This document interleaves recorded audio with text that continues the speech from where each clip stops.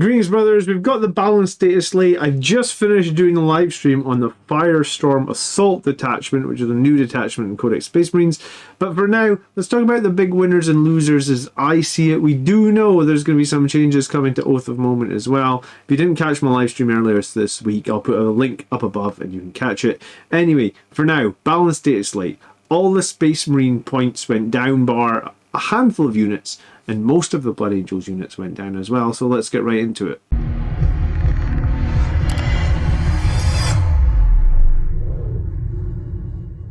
Now, I'm sure you've seen this slide. I shared it a few times already in the last couple of weeks. Feel free to pause it. Basically, everything in green has gone down in points. Everything in orange has gone up in points, except the Gladiator Lancer, which sneaks through and it has gone up in points as well. It just isn't orange. But when we look at Blood Angels, everything went down, except Corbolo, the Ball Predator, and Tycho. And there's a lot to digest here. So what I've done is I've made 3 slides breaking things down. Let's start with the Blood Angels. What are the biggest winners? The Death Company are down 25 points, and I put the percentage decreases here because I think the percentages are possibly more useful than the actual points, because percentages give you some sort of base to work with, right? So Death Company with jump packs, 16% down. Death Company Dreadnought, 15% down. Gabriel Seth, 18% down. Sanguinary Guard, 18% down. But if you didn't watch my video last week on the Sanguinary Guard, they are still not really where they need to be. I think they need another 10% probably to be competitive. Lamarta's 18% down, and he was a big winner from last week's tactics video. Really feel like Lamarta's plus a Death Company with jump packs are actually a really strong unit now. And the Sanguiner down 20 points for a 12% reduction. A lot of people have been saying the Sanguiner gives you a lot of options. He's lone operative. He's got that arrival from Deep Stripe shenanigans. He's still expensive as 140, but I guess you can get some stuff done with him. So not bad at all. Let's see what's the big drops for the Space Marines. The Ballistus Dreadnought, 12%. I think that was decent Dreadnought before. 12% seems nice. The Brutalis Dreadnought, 30 points, which was 21%. One of the biggest reductions here above 20%. The Brutalis Dreadnought could be very interesting, especially in that new Firestorm detachment where its multi-Malthas would get to strength 10 once it gets in close. You got the Gravis Captain down 16%. Again, he looks like he could be quite interesting. Assault Centurions down 25 points for a 15% reduction, which is also quite a lot based on the fact that we also could get strength 10 Meltaguns. We could teleport these guys with our Librarian Dreadnought. I like Assault Centurions. I think I like them the most I've liked them in a while. The Land Raider goes down 35 points, but it's actually only 13% reduction. I still think it's good. I think the Land Raider is definitely worth taking. Possibly. Combined with something like Incursors or a Thunderstrike could do quite a bit of damage. Vanguard Veterans with jump packs down 25%, which is another big drop, 20% reduction on Van Vets. They can obviously have Storm Shields, they can obviously be attached by both Captain and Sanguinary Priest.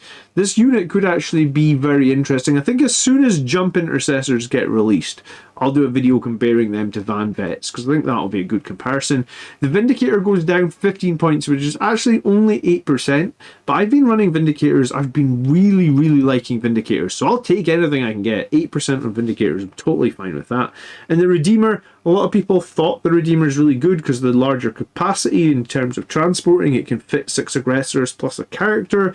Down 12% on the Redeemer, not massive, but I think it makes it more fieldable than it was. I think before maybe the Redeemer was just too many points for me to consider. Now I'm thinking it might be okay at 12% reduction.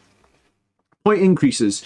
And they literally said in their article that they didn't want to make any units so high points that no one will run them. And then 2 seconds later, they put Desolation Marines up for the second time in a row. They've gone up from like, what was it, 140 points for 5 to 200 points for 5. So they've gone up like 40% over 2 patches. They are insane. No one will be running these now. Desolation Marines, I guess, are dead on arrival at a 17% increase. The biggest increase that just about any unit in the entire game got. Infiltrators went up 11%, which is a lot. Infiltrators Deep Strike shenanigans is very good. It's situational, but overall I think that's possibly fair for the strength of the Deep Strike denial.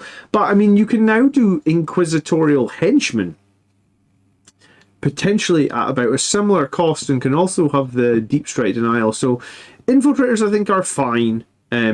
maybe 10% up was a little harsh. The Thunderstrike, I think, is very useful with the change of Oath of Moment coming very soon, where Oath of Moment will no longer give wound rerolls. I actually think this going up only 6% is totally fine. 10 points. I think a Thunderstrike was very good before, but not needed. Now I think it might be just really, really handy to have a Thunderstrike around. +1 to wound against all monsters and vehicles in the current meta is very, very good. And then the Gladiator Lancer goes up 15 points, a 10% increase. Lancers are very situational. I actually want to make a video of Gladiator Lancer versus Repulsor Executioner, because with this change there's only 70 points difference between them. The Repulsor Executioner obviously has more toughness, it has more wounds, it has a bunch of different guns on it, and I think when we calculated the other day, the extra guns that the Repulsor has have the potential to do about 30 damage, right? Because it's got like a heavy onslaught cannon, it's got like the defensive array, and it's got another stubber or whatever. So it'd be really interesting, I think, in the future to do a Gladiator Lancer versus or a Repulsor Executioner video. The Executioner's main cannon also has some extra damage. It's D6 plus 4 as opposed to the Lancer's D6 plus 3. The Lancer does have some baked in reliability with rerolls to wound and damage on like 1 hit, 1 wound, 1 damage, which when you're usually only making like 2 shots from the main cannon does add quite a bit of reliability. So these are the increases. I think the Lancer, the Thunderstrike, the Infiltrators are all still totally playable. I think the Desolation Marines, avoid them like the plague now. You're not going to see them. They can also only be taken in squads of 5, so any sort of shenanigans around buffing them is probably also dead on arrival. You probably don't want to be doing it. So overall, I think this has been pretty good changes in terms of getting a few edge units onto the battlefield and allowing a few more infantry units to become more relevant. We know that tanks were very, very powerful, and obviously getting some more infantry on the board is good. Unfortunately, I think for Sanguinary Guard, they just haven't improved enough. The Sanguinary Priest still can't join the Sanguinary Guard. This seems madness. Maybe when that happens, the Sanguinary Guard will be viable, but right now, I mean, do you know what? If you could join the Priest, then maybe they don't need a points drop. But at the points that they are right now, I don't think that they're survivable enough to justify them, and their weapons don't make a lot of sense. Their weapons are not very good, except against really low toughness enemies, toughness 5 and less, which for the most part isn't the problem that we're dealing with in 10th edition of 40k.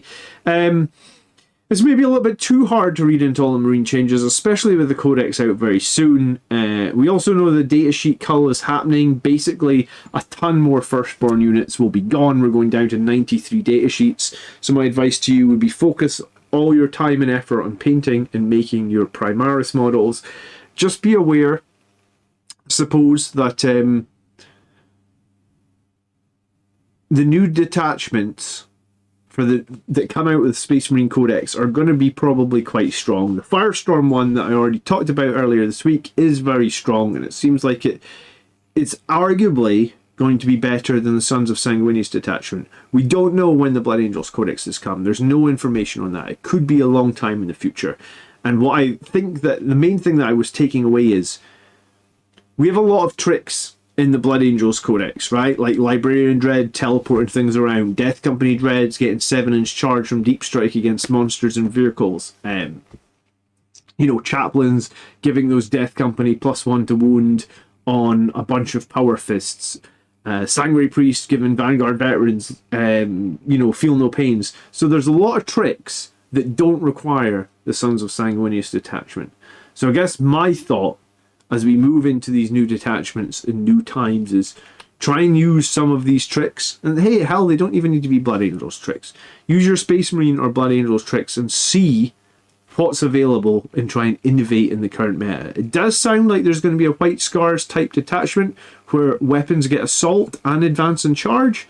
And the Firestorm one sounds like +1 strength to all ranged weapons within 12 inches could make a lot of difference to certain units. So there's a lot coming up. There's a lot to think about. As always, I'll try and cover as much of it as I can. I'll try and give you interesting suggestions and ideas. As always, thank you so much for watching, my friends. I do really appreciate all the support. And if you'd like to support the channel in any way, these are the things you can do to do that. I will catch you in the next video. By the blood are made strong.